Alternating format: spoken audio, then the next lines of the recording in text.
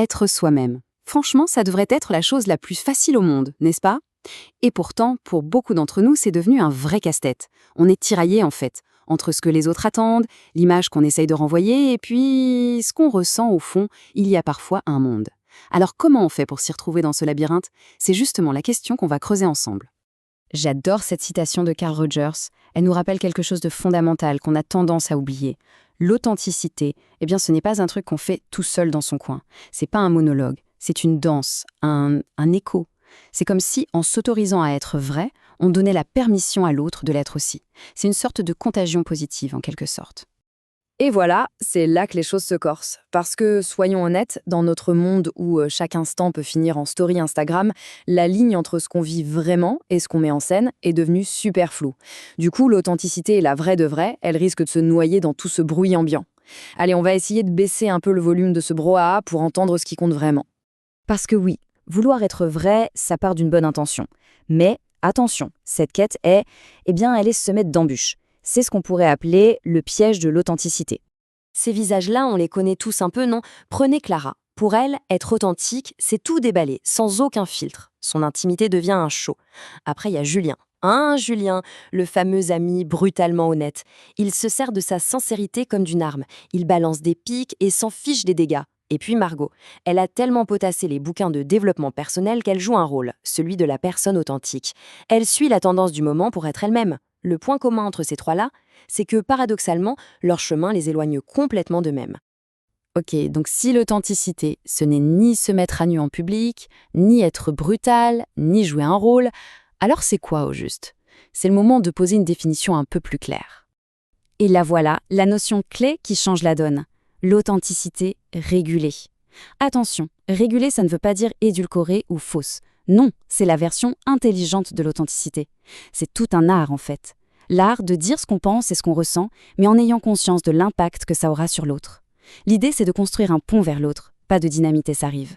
Regardons ça de plus près. Ce tableau, il est super clair. D'un côté, on a la brutalité. Bam, ça casse le lien.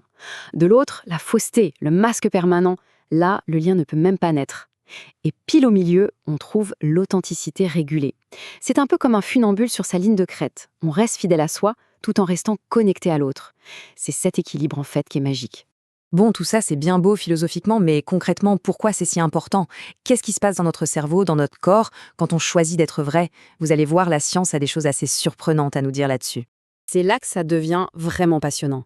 En gros, quand on n'est pas authentique, quand on porte un masque, notre cerveau, il déteste ça. C'est un boulot monstre pour lui. Le cortex préfrontal, la partie qui gère tout ça, il tourne en sur-régime pour maintenir l'illusion. Résultat, du stress, de la fatigue. À l'inverse, quand on est aligné, quand on est authentique, le cerveau, il est content, il se détend, et hop, il active le circuit de la récompense. Il nous file une petite dose de dopamine, un peu comme une tape dans le dos pour nous dire « Yes, continue comme ça, c'est bon pour nous ». Et cette pensée, inspirée de Foucault, elle fait un bien fou. Parce qu'elle nous enlève une pression énorme des épaules. Non, être authentique, ce n'est pas trouver son vrai moi, une fois pour toutes, comme si c'était un trésor qu'on déterre. C'est un chemin, un processus. On s'ajuste, on explore, on change. Ce qui est authentique pour soi aujourd'hui ne le sera peut-être plus demain, et c'est tout à fait OK. D'accord, on a vu le pourquoi, on a vu le quoi. Il est temps de passer au plus important, le comment. Comment on fait en pratique pour mettre en place cette fameuse authenticité régulée? Eh bien, ça tient dans 3 piliers. C'est un peu comme une checklist mentale, hyper simple, à faire avant de dire quelque chose d'important. Premier pilier, l'intention. Pourquoi je veux dire ça? Pour aider ou pour blesser? Deuxième pilier, la forme. Comment je peux le dire? En parlant de moi, avec des messages en jeu, sans accuser. Et le troisième, crucial, le timing. Est-ce que c'est le bon moment? Est-ce que la personne en face est capable de recevoir ce que j'ai à dire? 3 petites questions qui peuvent absolument tout changer dans la qualité de nos relations.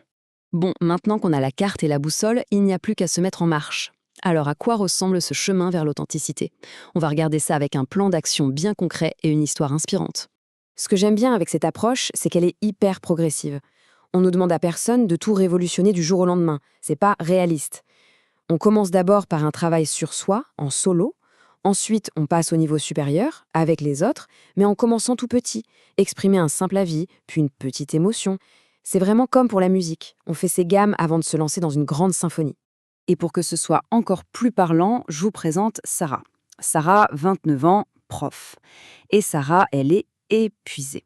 Épuisée de dire oui à tout, d'être toujours gentille, toujours arrangeante, bref, de jouer un rôle.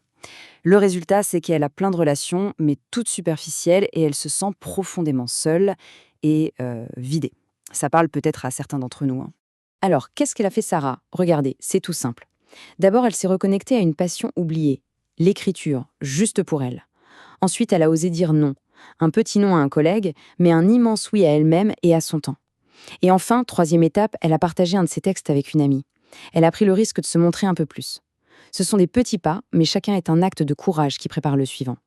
Et 6 mois plus tard, le changement est incroyable. Sarah rayonne. Et le plus fou, c'est qu'en s'affirmant, elle n'a pas été rejetée comme elle le craignait. Au contraire, ses collègues la respectent plus et ses amitiés sont devenues vraiment nourrissantes. C'est ça le grand paradoxe. Parfois, c'est en osant dire non qu'on obtient des oui beaucoup plus sincères en retour.